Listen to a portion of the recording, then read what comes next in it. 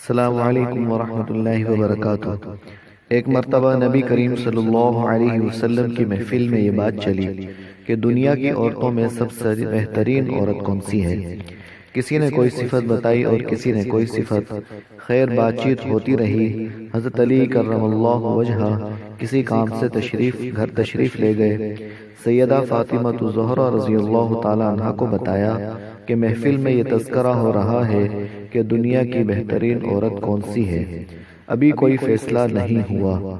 سیدہ فاطمہ الزہرا رضی اللہ تعالی عنہا نے فرمایا میں بتلاؤں کہ دنیا کی سب سے بہترین عورت کون سی ہے۔ فرمایا ہاں بتائیے۔ فرمایا دنیا کی سب سے بہترین عورت وہ ہے جو نہ خود کسی غیر مرد کی طرف دیکھے اور نہ کوئی غیر مرد اس کی طرف دیکھے۔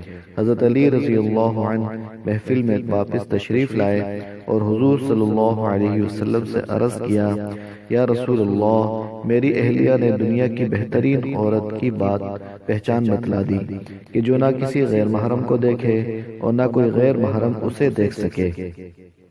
آپ صلی اللہ علیہ وسلم نے فرمایا فاطمہ تو بضعۃ منی، فاطمہ تو میرے جگر کا ٹکڑا ہے۔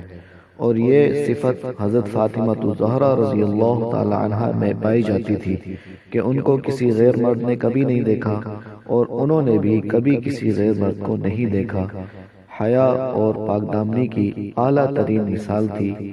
پردہ بہت زیادہ ان کے اندر تھا۔ السلام علیکم ورحمۃ اللہ وبرکاتہ۔